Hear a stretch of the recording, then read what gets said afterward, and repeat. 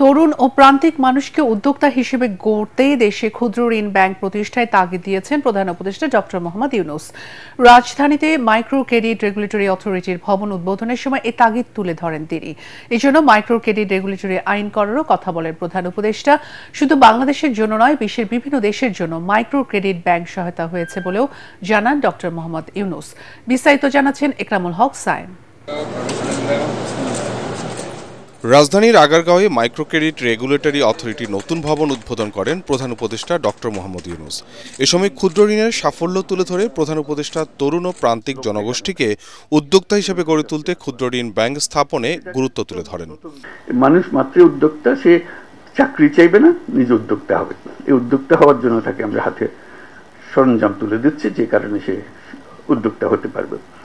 এখন আমরা তরুণদের, তাদের পরিবারের সদস্য, তাদের ছেলে মেয়ে যারা আছে, যারা চাকরি সন্ধানে বয়স হতে হতে সবাই বলে চাকরি খোঁজো, এটা আর বলবে না, যেহেতু মাইক্রো ক্রেডিট ব্যাংক আছে।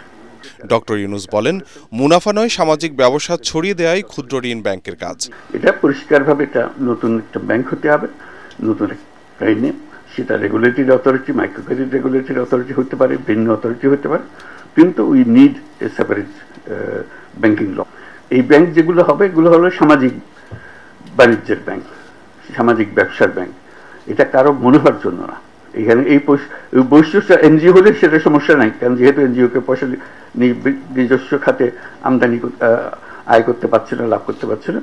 যেই মাত্র ব্যাংকিং লাইসেন্স দেওয়া হবে, কেউ বলছে ঠিক আছে আমি ব্যাংকিং লাইসেন্স নিলাম, আমি এখন টাকা রোজগার করবো। এখানে লাইসেন্সের মধ্যে, আইনের মধ্যে থাকবে এটা একটা সামাজিক ব্যবসার প্রতিষ্ঠান হবে, অর্থাৎ মালিক এর কাছ থেকে কোনো মুনাফা নিতে পারবে না। এ সময় প্রচলিত ব্যাংকের চেয়ে এই ধরনের ব্যাংকের প্রতি মানুষের আস্থা বেশি বলেও জানান তিনি।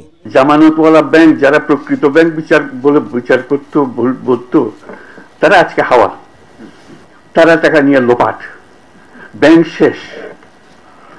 আর মাইক্রো ক্রেডিট পরিসংখ্যান আপনারা দেখতেছেন, পয়সা কেউ মারে নাই, কেউ পালিয়ে যায় নাই, সেগুলো প্রতিটি পয়সা আছে, তাদের জমা টাকা আছে, তাদের নিজেদের কাজ চলছে এবং নিজেদের টাকা নিজেরা চলছে। অনুষ্ঠানে অন্যান্যের মধ্যে অর্থ উপদেষ্টা সালেউদ্দিন আহমেদ, প্রধান উপদেষ্টার বিশেষ সহকারী এম আনিসুজ্জামান চৌধুরী ও বাংলাদেশ ব্যাংকের গভর্নর আহসান এইচ মনসুর বক্তব্য রাখেন। যারা এখানে এসে কাজ করে। একরামুল হক সায়েম, এটিএন বাংলা, ঢাকা।